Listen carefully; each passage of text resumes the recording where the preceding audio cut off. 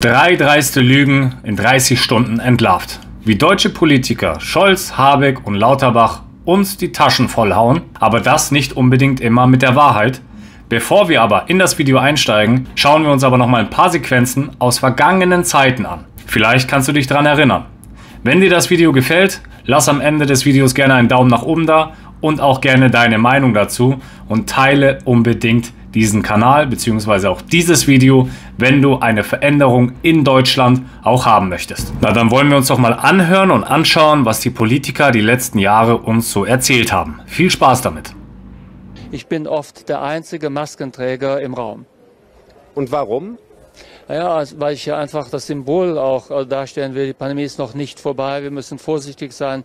Das sind hier Vorbilder für viele, hier wird auch viel, also sagen wir, über die Pandemie gesprochen. Von daher, ich trage die Maske freiwillig, aber natürlich nicht, wenn ich rede. In Deutschland ist es möglich, und das ist in Europa in keinem anderen Land möglich, mit Arzneimitteln auf den Markt zu kommen, die keinen gesicherten oder nur einen sehr geringen Zusatznutzen bringen im Vergleich zu bestehenden Arzneimitteln. Flächendeckend 2G-Maßnahmen, 3G am Arbeitsplatz und dann impfen, bis die Nadel glüht. Das Energieproblem in Deutschland ist verursacht worden durch den russischen Angriffskrieg auf die Ukraine. Sehe ich anders, ist auch nicht so. Ich weiß, dass Sie es so nicht sehen, und das hat zur Konsequenz, dass Sie Ihre Position gegenüber Russland überdenken sollten. Wir kaufen kein Gas mehr aus Russland, wir kaufen keine Kohle mehr aus Russland, wir kaufen kein Öl mehr aus Russland. Und das tun wir, um die Kriegskasse von Putin nicht weiter zu füllen. Dass wir Öl nicht mehr bekommen können aus Russland oder nicht bekommen, das stimmt doch einfach nicht. Wir haben über Indien russisches Öl gekauft. Wir kaufen immer noch Gas, zum Beispiel über Aserbaidschan und andere Staaten. Über das Flüssiggas kaufen wir noch aus Russland. Das ist ja bewiesen. Warum erzählen Sie denn sowas? Und sofern ich informiert bin, ist Aserbaidschan ein souveräner Staat und nicht Russland. Es gibt noch viele weitere Videos, die ich jetzt aber gerade nicht zur Verfügung habe. Was mir aber noch einfällt, der Wirtschaftsminister hatte damals auch erzählt, wenn eine Firma keine Produkte mehr verkauft und das auch auf lange Sicht und keine Gewinne macht, wird man deswegen trotzdem nicht insolvent. Oder natürlich auch, die Vergesslichkeit ist menschlich. Wenn man natürlich früher in seinem Leben irgendwelche Sachen erledigt hat, gemacht hat, zu seinem eigenen Vorteil genutzt hat, die aber eventuell der Allgemeinheit geschadet hat und dann aber natürlich angibt, ich weiß davon gar nichts mehr, ich habe es einfach vergessen und dann natürlich der Teppich einfach drüber gekehrt wird, dann ist das einfach so in Deutschland. Kommen wir aber nun zu den Lügen, die aktuell die Runde machen. Und dazu schreibt das Blatt NIOS.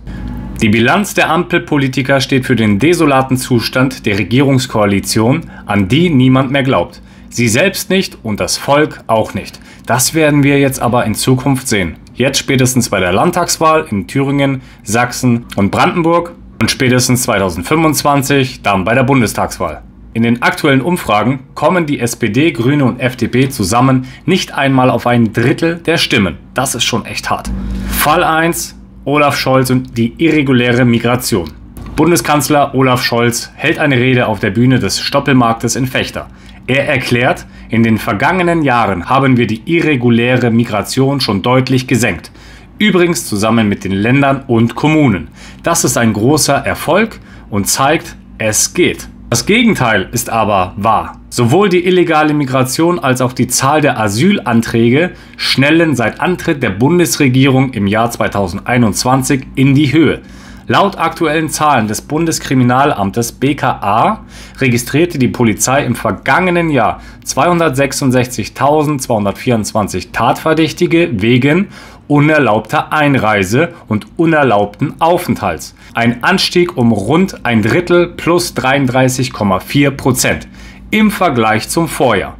Auch die Zahl der Asylanträge ist seit 2021 kontinuierlich gestiegen. Die Regierung hat somit die irreguläre Migration in den vergangenen Jahren also keineswegs deutlich gesenkt.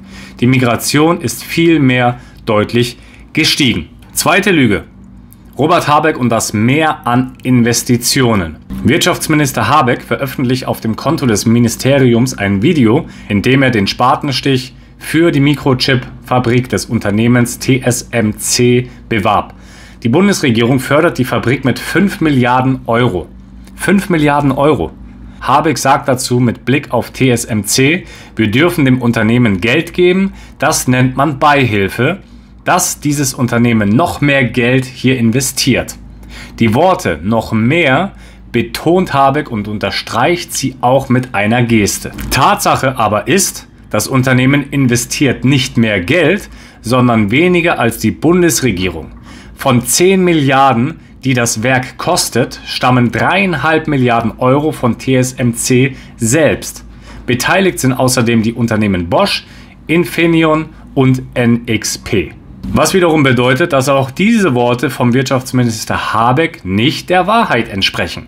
Die Beihilfe führt nicht dazu, dass das Unternehmen noch mehr Geld investiert. Auf Anfrage von NEOS, warum der Minister faktisch falsche Informationen verbreite, antwortete das Ministerium bis Redaktionsschluss nicht.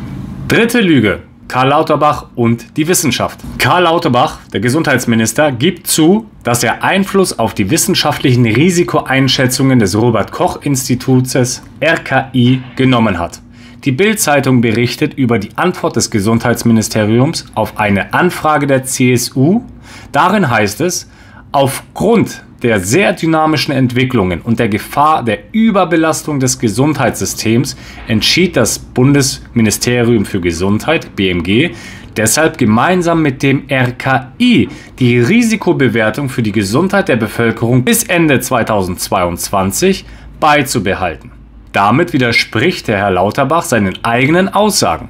Konkret ging es um die Frage, ob die Risikobewertung in Bezug auf das Gesundheitskrisenthema von damals im Februar 2022 von sehr hoch auf hoch gesenkt werden sollte. Der Minister hatte stets behauptet, die Entscheidung, eine Herabstufung zu verhindern.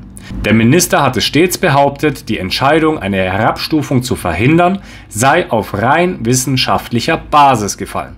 So sagte er im März in der Sendung Bericht aus Berlin, das RKI hat damals unabhängig von politischer Weisung das Richtige getan. Zur selben Zeit aber schrieb er auf X, Medien spekulieren, das RKI habe auf politische Weisung nicht wissenschaftlich unabhängig gearbeitet.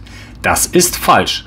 Zweifel an der wissenschaftlichen Unabhängigkeit des RKI hatte Lauterbach als Verschwörungstheorien und Einmischungen fremder Regierungen bezeichnet. Nun muss aber Lauterbach zugeben, dass seine Kritiker recht hatten. Das RKI nämlich entschied keineswegs unabhängig nach rein wissenschaftlichen Erwägungen. Vielmehr entschied das Ministerium mit.